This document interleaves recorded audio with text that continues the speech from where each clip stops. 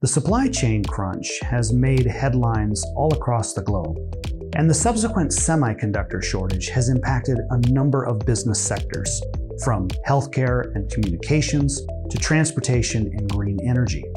While consumer electronics represents the largest chunk of the available supply of semiconductors, at about 50%, the automotive industry has a sizable demand in its own right.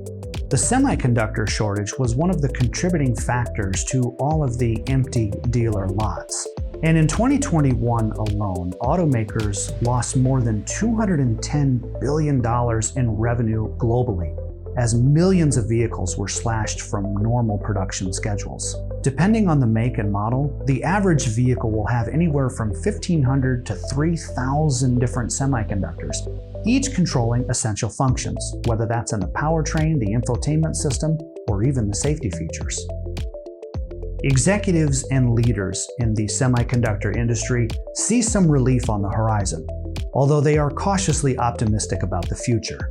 This is based on the 2022 Global Semiconductor Survey, organized by KPMG and the Global Semiconductor Alliance. 65% said they believe the chip shortage will improve in 2023 and beyond.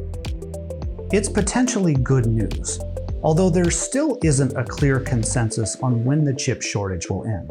This might be explained by electric vehicles and the fact that more OEMs have made public their desire to add more EVs to their product portfolios. Electrified vehicles have fewer mechanical parts, and they're built on a software-centric architecture, which will require more semiconductors. Raw material shortages and geopolitical factors also influence the supply chain.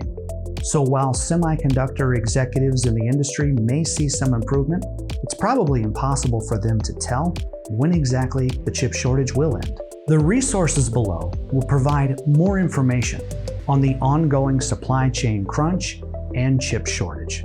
Reporting in Detroit on behalf of Automoblog, I'm Carl Anthony.